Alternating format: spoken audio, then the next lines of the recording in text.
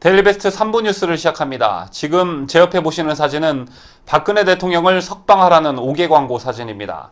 지난 주말 한 커뮤니티에 올라온 사진인데 게시자는 이 사진을 설명하며 미국 로스앤젤레스에서 전합니다. 박근혜 대통령을 석방하라는 빌보드가 다시 미국 LA 코리아타운 비무장지대, 즉 경계선의 하늘 높이 다시 설치되었습니다.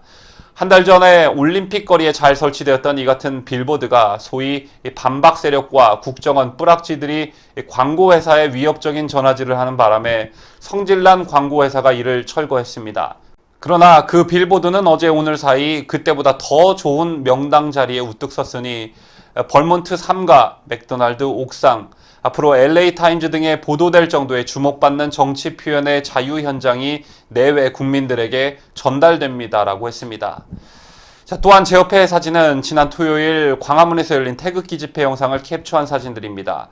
이 사진의 출처는 유튜브에서 TV 베이징 활동을 하고 있는 우파 방송에서 직접 캡처한 사진들인데 이 채널의 운영자는 이 영상을 게시하며 10월 20일 거리 행진 최근 가장 많은 군중이라는 제목을 달았습니다. 정말 제목처럼 이날 수많은 애국 시민들이 집회에 참석했고 이 영상은 인기 급상승 영상에 오르며 하루 만에 조회수 10만을 돌파했습니다. 이렇게 국내는 물론 해외에 계시는 동포들께서도 박근혜 대통령의 석방을 위해 많은 노력을 하고 계십니다. 대한민국의 어떤 정치 지도자가 이렇게 열성적이고 변함없는 지지자들을 가지고 있나라는 점을 상기해보면 박 대통령은 지금 비록 차디찬 그곳에 계시지만 어찌 보면 참 행복한 정치 지도자라는 생각도 가져봅니다. 같은 시기 똑같은 일을 당하고 있는 이명박 전 대통령만 봐도 그렇습니다. 지난 주말 박근혜 대통령에 대한 기사 하나가 나왔습니다. 정말 오랜만에 들려오는 소식이었습니다. 박 대통령께서 직접 진술서를 냈다는 뉴스였는데 이 진술서는 자신의 재판이 아닌 남재준, 이병기, 이병호 전 국정원장 등의 사건을 심리하는 서울고법형사 3부 조영철 부장판사에 자필 진술서를 낸 것입니다. 박 대통령은 이날 재판에 증인으로 소환됐지만 건강상 이유로 불출석하면서 진술서를 낸 것으로 알려졌습니다. 박 대통령은 이 진술서에서 대통령 취임 이후 국정원의 청와대 지원 예산이 있었으며 전임 정부에서도 지원받아 업무에 사용했다는 보고를 받았다면서 이를 지원받아 업무에 활용하라고 지시한 사실이 있다고 했습니다. 다만 이 과정에서 청와대 비서관이나 국정원장 등 관계자들 누구로부터 이런 예산을 지원받는 게 불법이라는 보고를 받은 사실이 없다고 했습니다. 그러면서 국정원장들이 이런 예산 지원이 불법이라는 사실을 알면서도 이를 지원했다고는 생각지 않는다고 덧붙였습니다.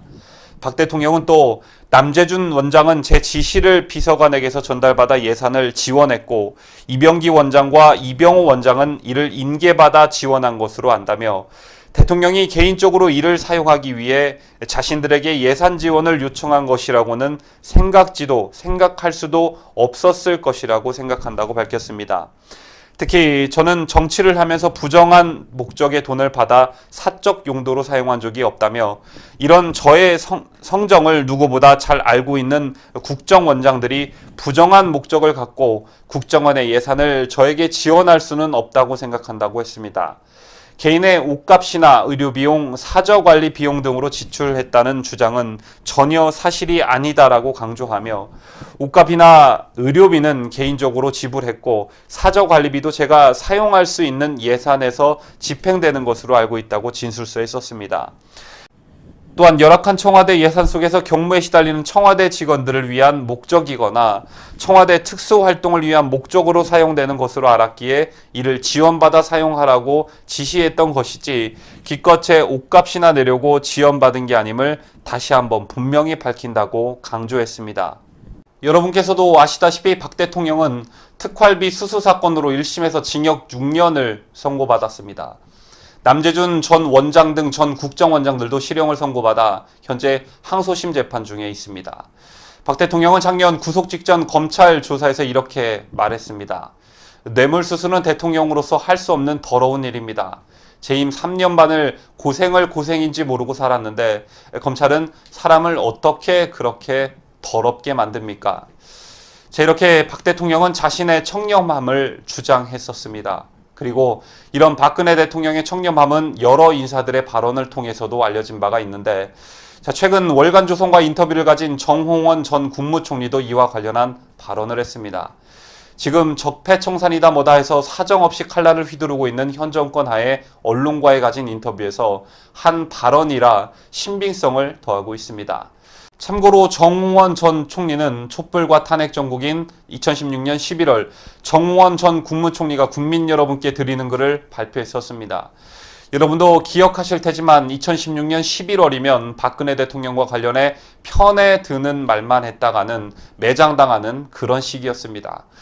그는 그를 통해 참으로 답답하고 암담한 심정이라며 진실 규명도 되기 전에 대통령에게 무한 책임을 지라는 요구와 주장은 법 앞에 평등이 아니라 일시적 분풀이에 불과하다고 밝혔었습니다.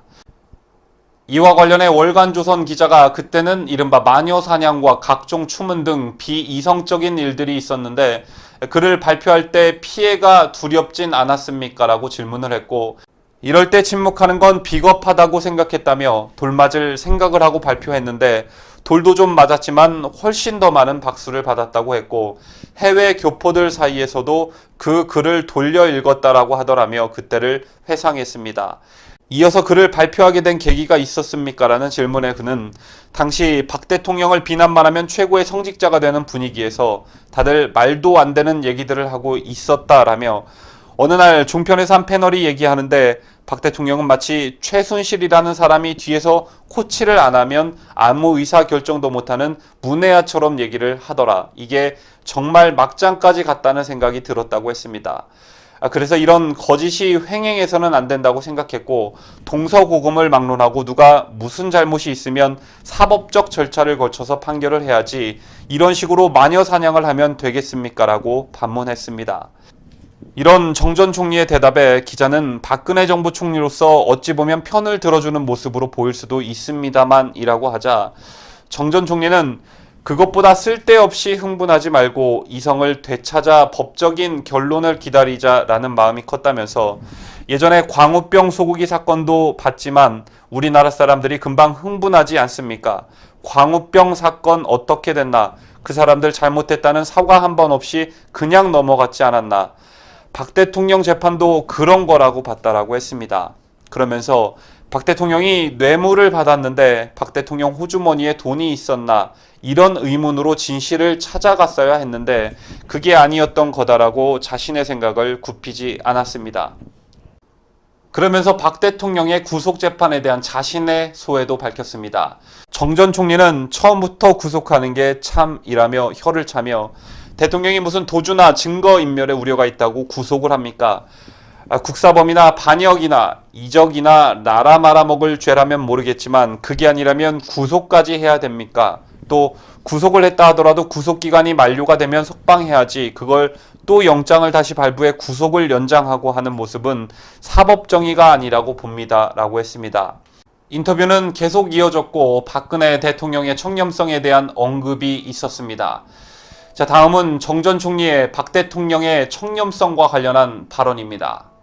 박 대통령은 아버지 영향 때문인지 부정부패에 대한 거부감이 큰 사람입니다.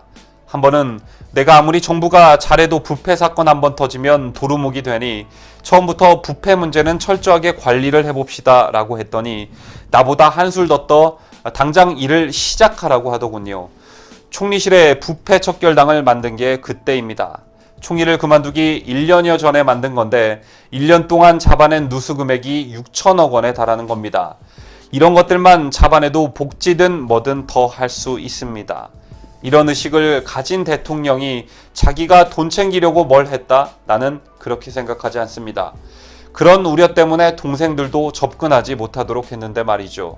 자, 구독자 여러분, 정홍원 총리의 인터뷰 어떻게 보셨습니까? 지금 서슬퍼런 좌파 정권 독재 시대 하에 저렇게 공개 인터뷰에서 죽은 권력인 박근혜 대통령의 유리한 발언들이 본인에게는 득이 될 게 아무것도 없을 것입니다. 자, 그럼에도 정 총리는 직접 박 대통령 곁에서 겪은 대통령의 청렴함에 대해 소신 발언을 한 것입니다. 뇌물수수는 대통령으로서 할 수 없는 더러운 일입니다. 재임 3년 반을 고생인지 모르고 살았는데 검찰은 사람을 어떻게 그렇게 더럽게 만듭니까? 말을 아끼는 박 대통령이라는 점에서 비춰볼 때 저런 직설적 표현의 발언은 얼마나 억울했으면이라는 생각이 절로 듭니다.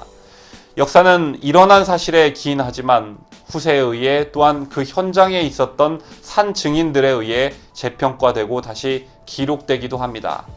자, 언론과 반대 세력의 권력에 의해 갈기갈기 찢어지고 구겨지고 더럽혀진 박근혜라는 정치인의 정치 인생을 다시 돌려놓기 위한 정홍원 총리 같은 산 증인들, 그리고 매주 주말마다 태극기를 드는 시민들의 노력이 계속 이어지고 있습니다. 꼭 언젠가, 아니 머지않은 시기에 그런 노력들이 결실을 맺을 수 있을 거라 확신합니다. 대통령 박근혜는 부끄러움의 대상이 아니라 자랑스러운 대상임을 증명할 날이 꼭 올 거라 확신합니다.